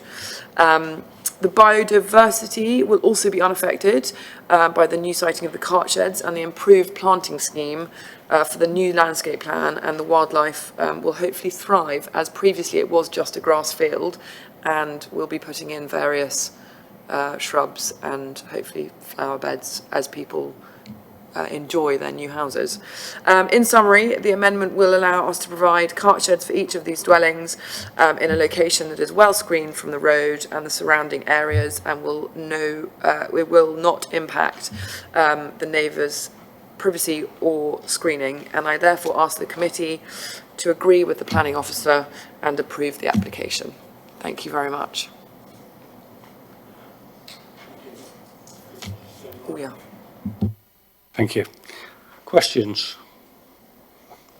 No, I see no hands. I'm going to ask you one question. Can you tell me, in relation to the plot where the cart sheds would be built, the height, is it above the road, below the road, level with the road? What's the topography there? We're currently in the process of landscaping, but it from what I can remember, the road comes straight in, so it's pretty level to the road. Anyone else? No? Thank you very much. Yeah. Good. There are no more speakers, so questions to officers. Councillor Frost. Thank you, Chair. The proposed garages, okay, are they in line with our spatial requirements for garages, or are they proposed to be smaller and therefore storage areas rather than car storage areas?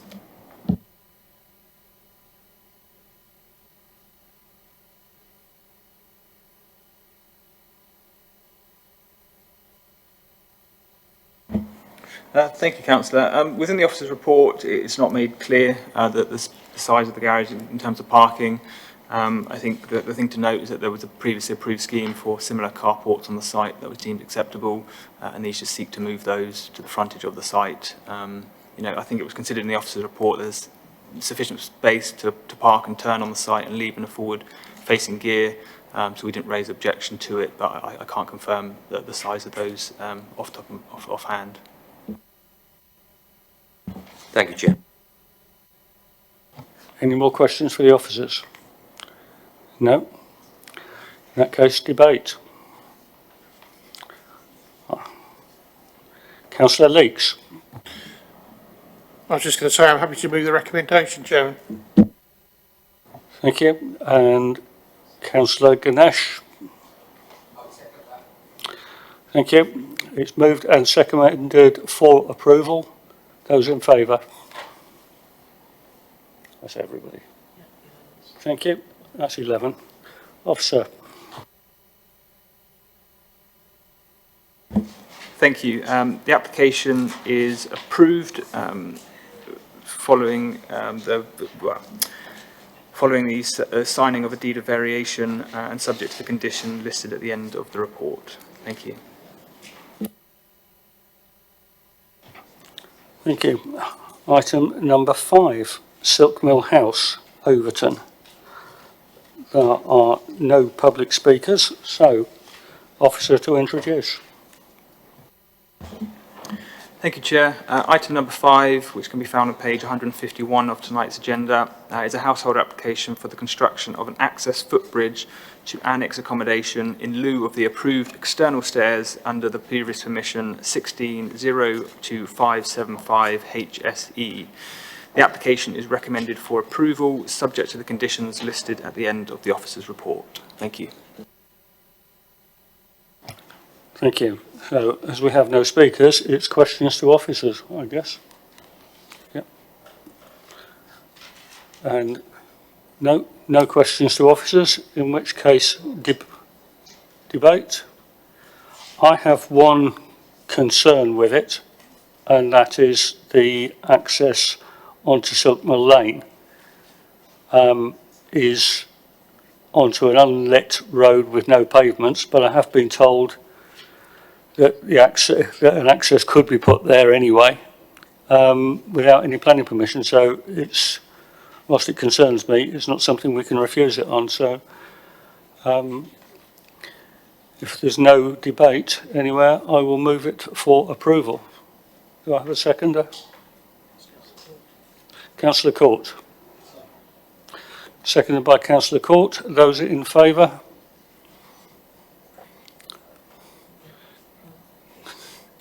And Councillor Hussey, did you have your hand up? Yes, thank you. It's 11. Thank you.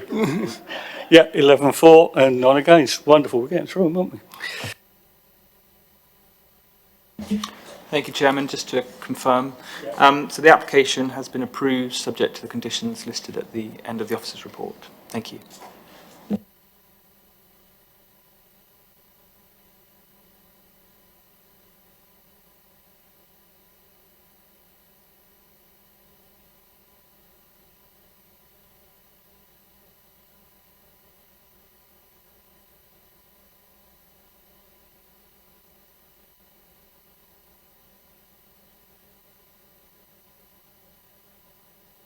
We have got Councillor Councillor Rattigan down to speak on this item, but he's not here, so presumably he's still tied up in the other meeting. Okay, well, we'll have to live without him if he can't be here.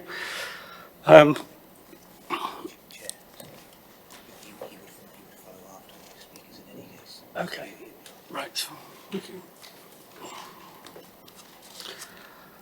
And support. Could we have James Fowler to microphone 2 and Bob Edward to microphone 3, please? And we have Councillor Rattigan, which is spot on time.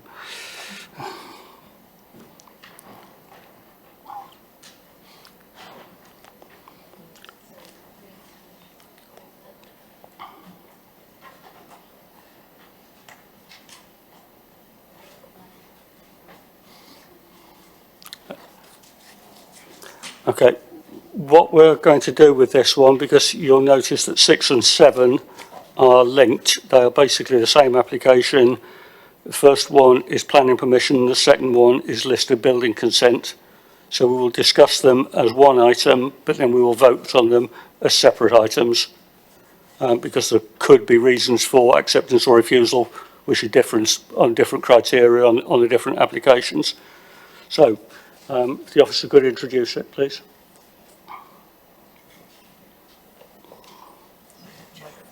Yeah. Thank you, Chair. Good evening, members. A brief word of introduction. My name is Daniel Eyre, and I'm one of the Council's Conservation Officers. The committee will appreciate that Conservation Officers do not generally present items to the Planning Committee. I'm doing so in this instance as I am a specialist in matters relating to historic buildings and areas.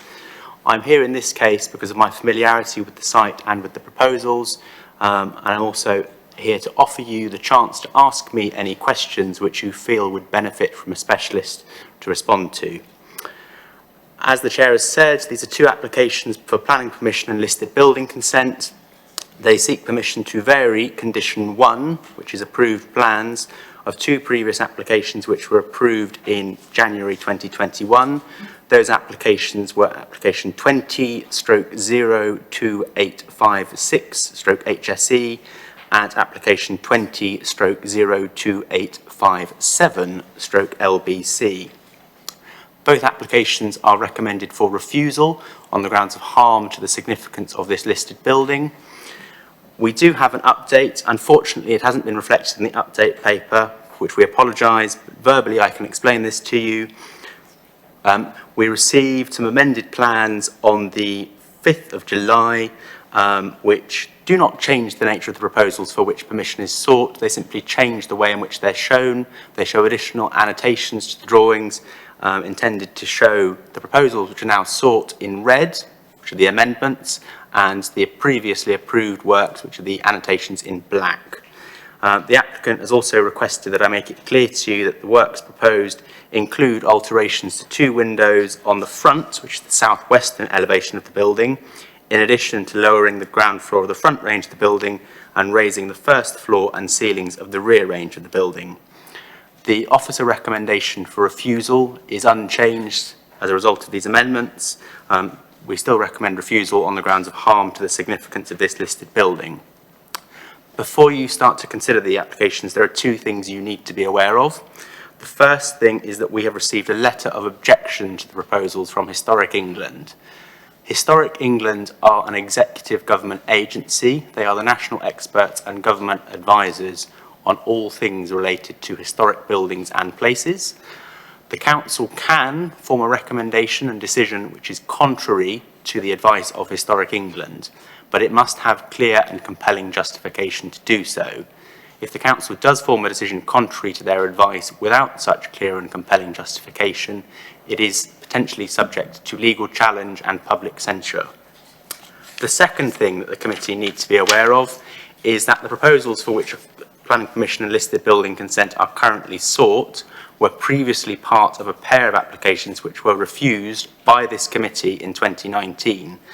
If you are minded to approve the applications, you need to bear in mind that the scheme that you would be approving would be quite similar to that which was previously refused.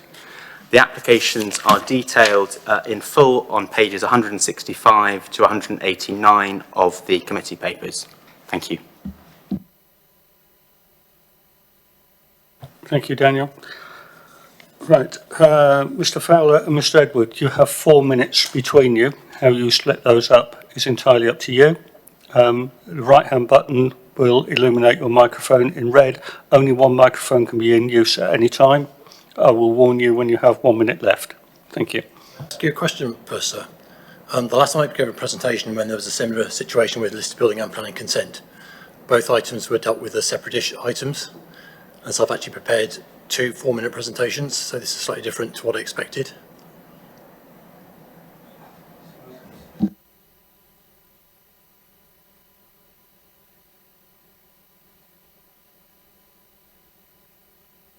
I think if we do it all in one go, but I'll give you extra time I think that would probably be the easiest way. As far as I understand it, you're entitled to 4 minutes for each application. So if I give you a total of 8 minutes for both to do, but we'll do it all in one hit. Does that sound fair? Thank you. Good evening, my name is Bob Edwards, Director of Forum Heritage Services. I'm a member of the Institute of Historic Building Conservation and the Chartered Institute for Archaeologists. I prepared the heritage statement for this application and would like to offer some comments on the Conservation Officer's report to this committee. Both this item and the next follow the Council granting of planning permission and listed building consent for a two-storey extension and a number of internal and external alterations to the building earlier this year. The applicants are now seeking approval from the Council for some minor alterations and material amendments to the previously approved scheme. The changes included altering 2 windows in the front elevation and altering the floor levels of both ground and first floor level. Alterations to the windows. The proposal to be considered within this item is the alteration of the windows to the eastern bay of the front elevation of Priors Mill. This bay is a later 19th century addition to the east of the original element of the house. The ground floor sash window has a higher sill level than those to the earlier part of the building, and the window above is smaller. It is proposed to lower the height of the ground floor window and increase the size of the upper floor window to match those of the other first floor window on the elevation. The Conservation Officer states in the report, the current positions of the windows is likely to result from the existing floor levels within this part of the building. There is a cellar at the southeastern end of the building which has resulted in a raised floor level and consequently higher window levels. This is all perfectly true. However, what the Conservation Officer does not say in the report is that the authority has previously granted consent for the partial demolition of the cellar to lower the floor level of this room to match the level in the other front rooms. So he seems to be arguing that the cellar and the height of the higher floor level did not form part of the special interest of the listed building, but the higher window level is part of the special interest of the listed building. This is a staggering level of inconsistency which does not conform to any conservation philosophy I'm aware of. The windows to this element were set at a higher level because of the presence of the cellar and the resultant higher floor level. Undoubtedly, if there had not been a cellar raised partly above the ground, the windows would have been set at the same level as the others to maintain conformity to the fenestration typical of houses of this date and form. To now argue that the position of the windows contributes to the significance of the listed building or helps understanding of the phased development of the house in relation to internal uses, as claimed by Historic England, defies logic. Permission has been granted to destroy that relationship between the window and the floor, meaning the higher windows will make no sense rather than helping understand the formal internal uses. Given the changes approved, the adjustment to the window heights will now represent a positive change to the aesthetic quality of the front elevation and will not represent a harmful change to the listed building or the character and appearance of the conservation area. It should be noted that the red brickwork between the ground and first floor windows within this addition, which is otherwise constructed in blue brick, is an area of relatively modern reconstruction, which impacts negatively upon the appearance of the building and the conservation area. The proposed alteration offers the opportunity to rectify this inappropriate change, which represents a public benefit, a fact that is not mentioned in the officer's report. It should also be noted that the ground floor window is to be reset, not replaced, and the first floor window is probably of later 20th century date, not early 20th century, as stated in the committee report, and it does not contribute to the special interest of the listed building. With regards to the internal works, it is proposed to lower the level of the front ground floor rooms to the same level of the spaces within the rear range. The Conservation argues that lowering the ground floor level within the front range of this building by approximately 200 millimetres would require the removal of the existing suspended floor, historic supporting floor joists and the compacted rubble surface below. The rubble surface is historic and it is not clear whether it contains any historic features or fabric. This does not accurately reflect the facts. The floorboards and joists are 20th century softwood and not historic insofar as they may be regarded as contributing to the special interest of the listed building. Recording of features within the rubble can be secured by condition. It should be noted that the existing floor level of the front rooms does not appear to be original. The level has, I think, been raised. The middle room, the kitchen, which was almost certainly the original kitchen of the lobby entry house, would have had a solid floor. The door from the sitting room to the rear range is lower than usual, and the door has clearly been cut down to size, indicating a raising of the floor level to the sitting room. The floor to the rear range is of relatively late quarry tile. It is not possible to argue that the present floor levels are historically significant given the evidence for change. If these floors were historic, flagstones and old boards, and it's possible to state with certainty that the relationship in terms of levels between front and back represented a historic arrangement, then an objection would be understandable. But this is not the case at Priors Mill. The Conservation Officer claims that the change in level would necessitate changes to the base of the fireplace surrounds, architraves and skirting boards. There is no surround to the fireplace in the kitchen where the fireplace is blocked. The fireplace of the sitting room is of modern brickwork. The architraves will only require extending with new sections to match, and the skirting boards are also relatively modern and can be reset at the new level. The claims of harm are unjustified. The claim that the change would impact on plan form cannot be substantiated. Given that the present levels are not historic, the minor change to levels will not impact upon the ability to understand which were the principal rooms of the house. The Conservation Officer appears to be in denial regarding the level of change that's been permitted within the former service range at the back. The recently approved application creates a large entrance hall which will destroy what little remains of the historic service character of this rear part of the building. It is important to understand the significance of the rear range, to understand the impact of the proposals and to reflect that not all elements of a listed building will necessarily be of the same level of significance. The central part of the rear range at Priors Mill was almost certainly built as a single-storey lean-to. The eastern end is the 19th century addition, much altered, see a large blocked opening, and the western part is of early 20th century date. The lean-to was later raised in height and a floor inserted, which cuts across the blocked opening in the eastern section, which is when the openings from the first floor in the main range, front range, were formed to give access to the rear range. The only element of interest in this rear range today is the ceiling structure formed in reused historic timbers in the area behind the present kitchen. The recently approved application gave consent for the complete removal of this area of historic fabric. As such, the remaining historic service character of the range will be totally erased. As a late insertion, the position of the upper floor level within this range does not contribute to the special interest of the listed building. There is no important historic relationship between the level of the upper rooms in the main range and the rear range. There were no rooms in the upper level in the rear range for much of the history of this building. Conservation is about understanding significance. If you were able to visit, you would clearly see that the changes made within the rear range have left this part of the house devoid of what anyone would consider as being of special architectural historic interest, which is what the role of this committee is to do. And the proposals will not harm the significance of the listed building. Thank you. Thank you. Questions to the Speaker? There's a surprise.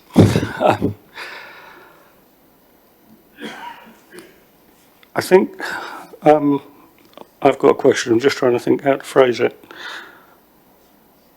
With regard to the change to the windows, no, I'll leave it for debate. It's not a question. It's more of a statement. Thank you. Is there no questions? Thank you very much. Sorry. Councillor Hussey. There was so much information there. I'm suffering from overload at present. Can you just clarify a statement I think you made saying that there had been previous permission to lower the floor? Can you tell us when that was and what the planning application number was when the permission was given? The permission I think I was referring to is in the rear range to remove the historic floor structure. Is that what you mean? Okay, so in the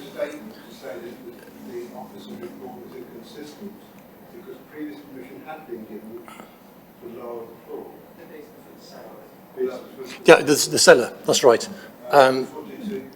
That's. Because you were saying I was trying to get you to give some kind of evidence to your statements that it was inconsistent. If planning permission had been given previously, there must be a date of planning application number or something. I'm just trying to get to grips with that statement, because you're saying one thing and the opposite's saying something else, and that is not easy for me to resolve. Thank you for your question. The plans that are shown on here, I think they refer to the lowering of the floor. It's in the room at the bottom of the plan. In terms of the reference, my colleague James here may be able to give you the exact reference. I'm just trying to find it. He's just trying to find it. But the plan there that is shown, which has the items that were approved in the last consent, are shown in black. And that includes the lowering of the floor level and the partial demolition of the cellar in that the bottom room on that plan. Sorry, I can't give you the reference number, but that is the evidence for that. Yeah, I do have the reference number, sorry, a bit of IT trouble. So the reference, it was granted in the 8th of January 2021, and the householder application was 20/02856 HSE, and the listed building was 20/02857 LBC.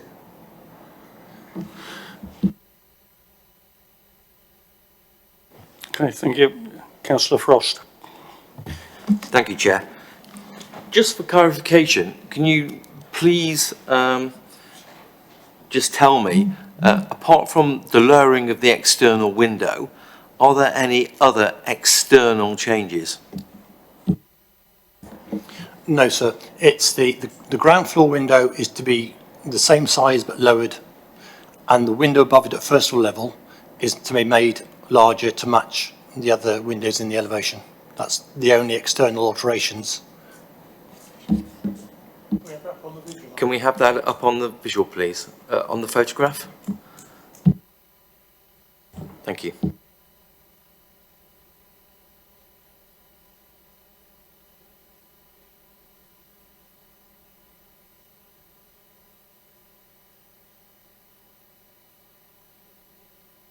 Councillor Howard Sorrell. Thank you. You said that the separation of removal of the cellar and lowering of the windows doesn't make sense from your perspective because one caused directly the other when they were first put in. But they're separate issues now from what I'm understanding, at least. I understand that your claim that you're saying because the cellar has already been approved for removal, there's no harm in also lowering the windows. But the fact of the matter is that's the current state of the building. So just because you had to put higher windows in when you originally put the cellar in doesn't now mean you have to lower the windows when you remove the cellar, if that makes sense. You could still remove the cellar and keep the windows the same. So I'm not sure why your claim that the cellar being removed should therefore result in the lowering of the windows as well. Could you speak a little bit more on that, or? Certainly, it's not a case of that they have to be done together, but the argument, particularly from historic England, is that the windows have to stay higher so that one understands what's happening inside the building. But that relationship has been destroyed. So the question is, what is the harm? Now, treating the windows as a separate issue, what is the harm? And the harm they're arguing is that relationship. The fact is that this window has been altered, the ground floor window, you can see the alterations, the red brickwork between the two windows up on the screen there. There's been alteration to these windows in the past. Removing a little bit of brickwork to drop that lower level window down to match the others, and enlarging the upper window, and repairing the area of brickwork between with a matching blue brick. I don't see any harm to the special interest of this listed building by making that change.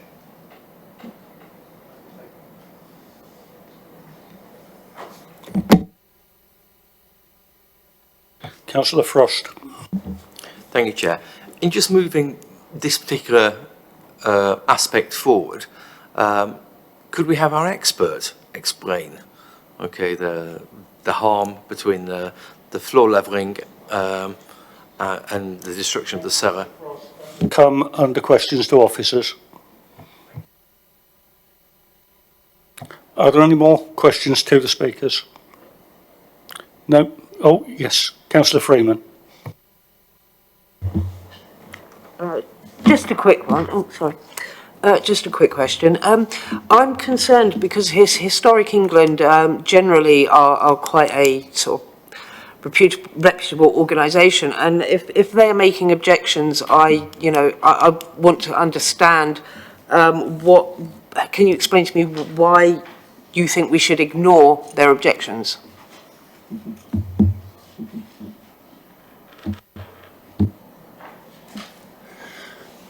Because I think the objection, I don't think is based on an informed understanding of this building. I think it's an objection to change rather than an objection based on significance. As I've explained to the previous gentleman there, the objection they present is that it harms the way you understand the internal uses of the building.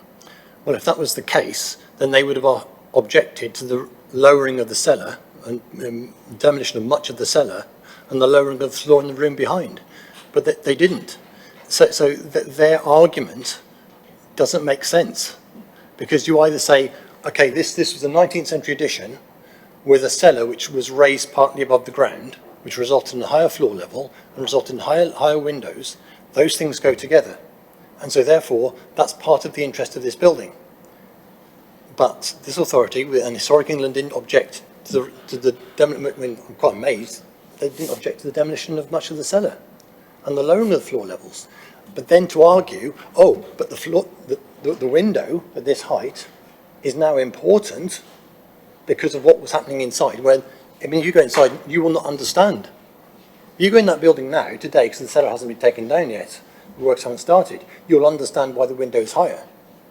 But once the consent has been implemented for removing the cellar, why is this window? Nobody will understand it.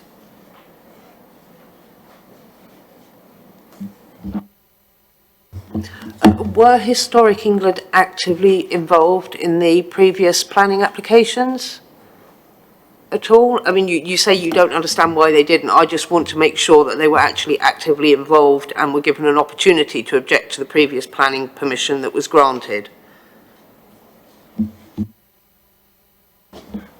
I know, and Daniel will be able to give you chapter and verse on this. My involvement has been intermittent through the various applications that have been made on for this site. I think there was Historic England involvement earlier on. I mean, I don't know why, quite frankly, Historic England are being involved in a Grade 2 listed building. They normally only give their advice on Grade 2 star and Grade 1 buildings. So why they've been pulled into this, I don't know, or felt they needed to get involved. But on both the elements of advice that I have seen from Historic England on this house, I'm afraid I just do not agree with their opinions. That's my professional opinion. Historic England didn't comment on the previously approved scheme, so it was only this one they've commented upon. Councillor Howard Sorrell. My question, I've realised, is probably better put to the officer rather than to this gentleman. So, Thank you. Something you just said. You said that Historic England weren't involved in the previous planning approval.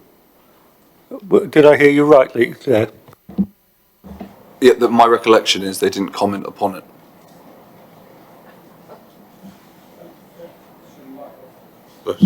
Thank you. So what you're saying is that Historic England didn't actually approve the removal of the cellar.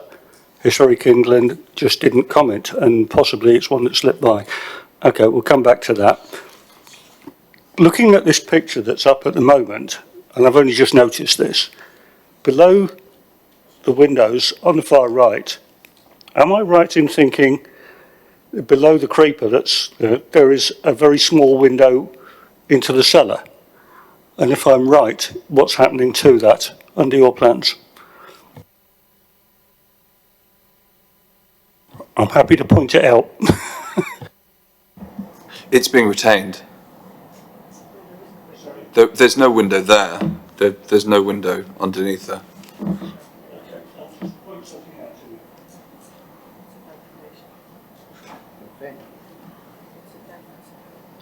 Yeah, it's a vent.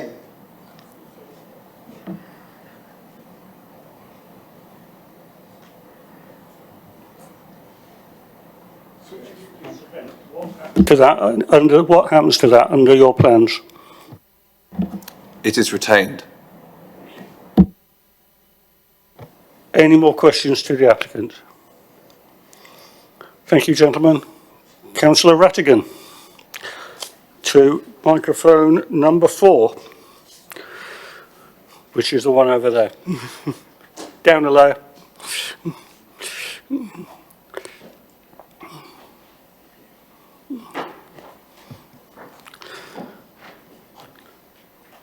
And you will have 4 minutes. I'll warn you when you have 1 minute left.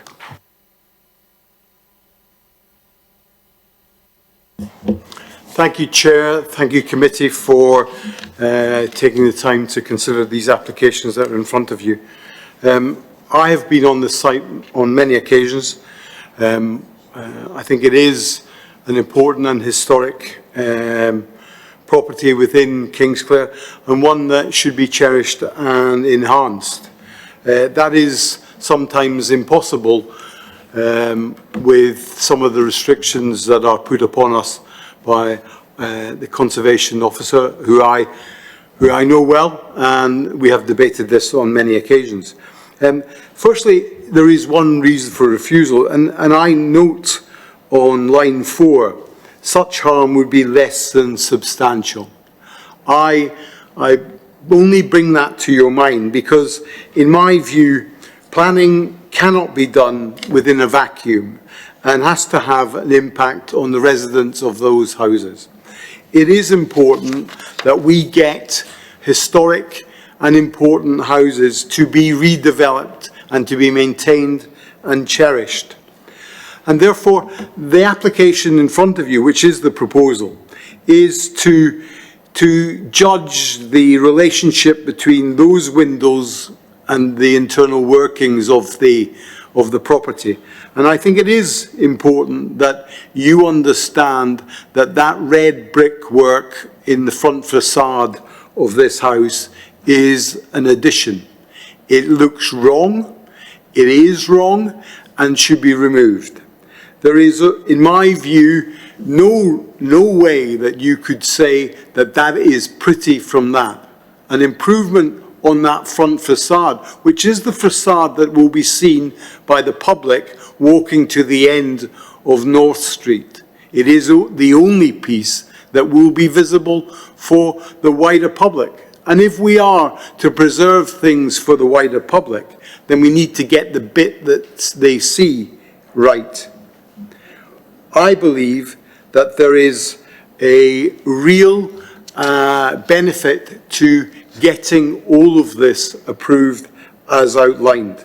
Sometimes, as we know, there was no rhyme or reason for the planning that has happened on these historic buildings. There is, in my view, an opportunity for you as a committee to put some of the things that are wrong right. And I hope that you will be able to do that with your deliberations tonight and improve this house for the long term. This is a long-term project. The fact that the parish council in Kingsclere not only had no objection, but are enthusiastic for this redevelopment. They are keen to have it brought forward as a family home to be cherished. A wonderful setting for a wonderful house, for a wonderful opportunity for us to improve what is there.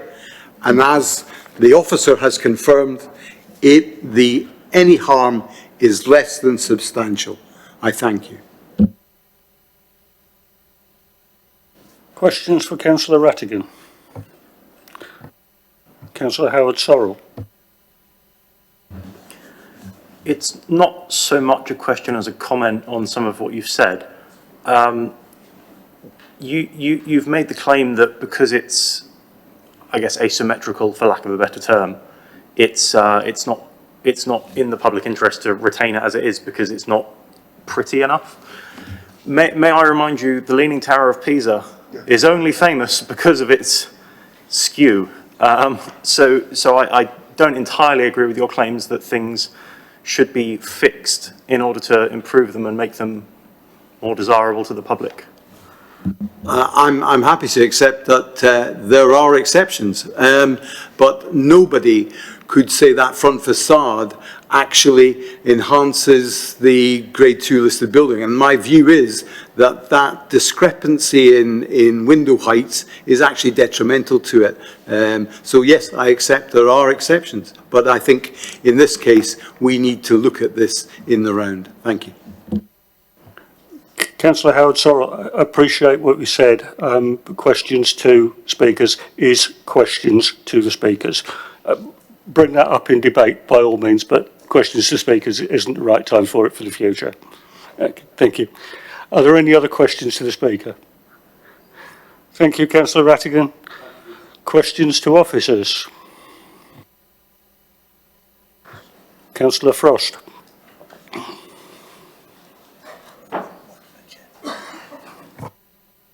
Thank you, Chair.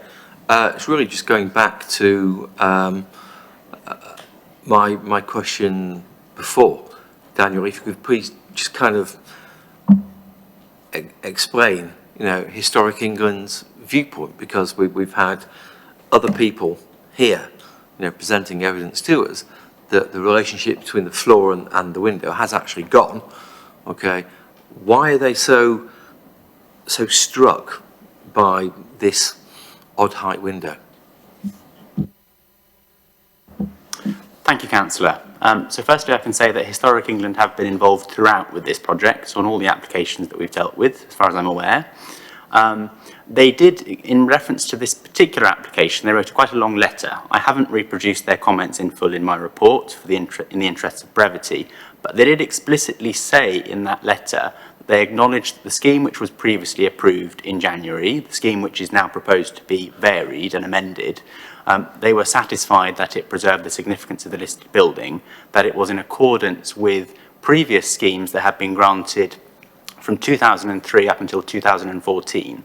So they've explicitly said that they were happy with what had been done, or at the very least, if they're not happy, that they could understand why that had been done. When you think about works to a historic building, you have to appreciate that historic buildings are themselves a result of a process of change. And when we seek to alter them, we have to try and do so in a sensitive way so that we're not compromising the qualities that make those places and those buildings special, including an ability to appreciate the way those buildings have developed, so that you're not obliterating an ability to understand the way a building worked in the past. In this case, we've been really worked quite hard with the applicants, as you will see from the works that have already been approved, to try and achieve a scheme which minimises harm to the listed building, whilst also achieve something which is acceptable to the applicants and delivers something which they are happy to live with, and to enable them to continue to enjoy and use the building and to maintain it. The fact that I think Councillor Rattigan mentioned that harm being less than substantial, that's quite an important point to raise. Less than substantial is a legal term. It's referred to in the National Planning Policy Framework. The fact that we say something is less than substantial harm does not mean that it is minor or that it is acceptable. It simply means that it is not substantial harm. Substantial harm is really very serious, akin to knocking down a listed building or substantially altering a conservation area. It's a very high bar, which this doesn't quite reach. That being said, we still do consider that the harm that would be caused by these proposals to this listed building is quite considerable, such that there are no public benefits that outweigh this harm to justify the proposals. Councillor Ganesh. Thank you, Chair. My question was we should preserve all the listed buildings, but the argument here is putting it right. So were Historic England actively, like you mentioned that Historic England were part of this or in the past, the actual application that approved for that change, were Historic England involved in that in the past? Thank you. As I recall correctly, we did consult Historic England. I believe we're legally required to notify Historic England of relevant works to a Grade 2 listed buildings, which relates to what Mr. Edwards said. I believe in that case that they didn't respond. They don't have to respond to a notification. In that instance, they chose not to, but they have very much commented on the proposals that were approved previously in their application in relation to this set of proposals. Thank you. Councillor Frost. Thank you, Chair. Officers, just how much are we talking about here lowering this window? What is the distance that we're looking to lower it? Is it 1 course of bricks? Is it 2 course of bricks? Half a course of bricks? You know, what is the distance we're looking to achieve here? I do not know precisely the number of courses of bricks, but I would estimate the actual distance is somewhere in the region of around 600 millimetres, which I would suggest is about 10 courses of brickwork. That is the sort of ballpark figure we're talking about here. Daniel, can you just clarify something you said earlier for me about substantial harm? Am I right in my understanding of it that substantial harm would actually equate to the destruction of the asset? Substantial harm has been defined by the courts, and the definition that they gave was that substantial harm completely vitiates the significance of a heritage asset, so a listed building or a conservation area. Vitiates in this context means to drain away. So effectively, if something is substantially harmed, all the qualities about it that make it special would be completely gone. We don't think that would happen in this case, but we still think there would be quite a lot of harm which we can't see as being justified. Okay, thank you. And the second question, the applicant referred to 2 previous planning applications in 2021. I've got on my screen in front of me a very limited indication of what that actually agreed. Can you tell us what what was agreed at the application so we can establish a fallback position? Of course. So the principal work that was approved in the applications previously was a 2-storey projecting extension to the rear, which you can see on the drawings. It's marked in slightly darker shaded lines, and a limited scheme of alterations, which generally speaking retained the principal oldest parts of the building, which are on the left-hand side of the drawing, with the exception of course, the removal of the cellar at the bottom of the drawing, principally that the works were approved on that basis that they affected more recent fabric, and where historic fabric was affected, it was relatively limited and justified by the benefits of the scheme.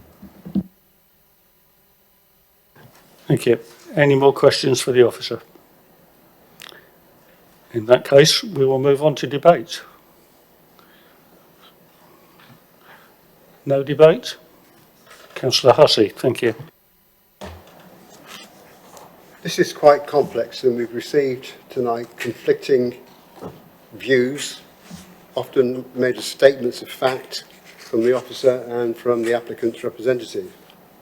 And that's very difficult for councillors who don't have that technical knowledge to make a decision. They're dependent on the expert's advice. And I'm therefore minded to look at both applications and the comments by Historic England, who I accept have no particular bias to be shown in either 2 applications, and in both occasions they say objection on the grounds of unjustified harm to the significance of the listed building.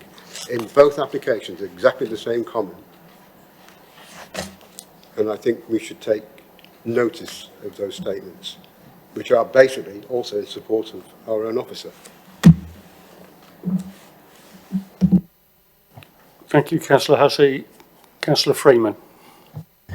I'd agree with Councillor Hussey. I think when you've got a body like Historic England making these sorts of objections, I do think that us as sort of like lay people, we need to start looking at things like that. I do think that their opinion needs to be considered, and to that respect, I'd be minded to agree with the refusal.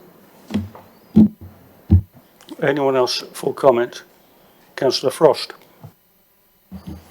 Thank you, Chair. I've listened very carefully to all the information tonight, and obviously I think where we have such a discrepancy in opinion here, okay, regarding the Historic England advice, objection, whatever you want to call it, words, okay, I have to say that I think I am minded at this particular moment to refuse, purely and simply so that we don't do any harm to the building. And what I would recommend is that the applicant goes back to Historic England, you know, and actually you know, tries to sort out the issue. As I say, I think it's been voiced by certainly two of the members of the committee that this is a very complex matter. I would hate to do harm to a building, okay, of historical interest, okay, unless I was really sure on the way forward. Sorry, Chair, I'm just speaking how I'm minded at the moment. Thank you. Thank you. Councillor Ganesh.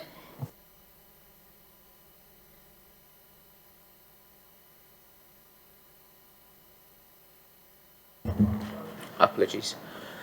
Chair, I think we should take Historic England's comments and give enough weight in the decision making. I would be in the mind of supporting the refusal. Thank you. Councillor Court. Thank you, Chair. I do feel we're being left somewhat in the middle. We're being asked to actually arbitrate between the applicant and with the national body. That's not something we have the experience to do, I don't think.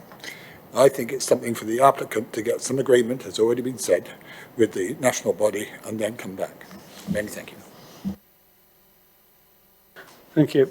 I think probably everybody has spoken who wants to and given us their opinions. What I haven't had, as far I'm not sure, is a definite proposal. Councillor Hussey. I support the officer's report and recommendation for refusal. Thank you, Councillor Hussey. Councillor Frost. Councillor Hussey, can you take Oh, sorry. Thank you, Chair.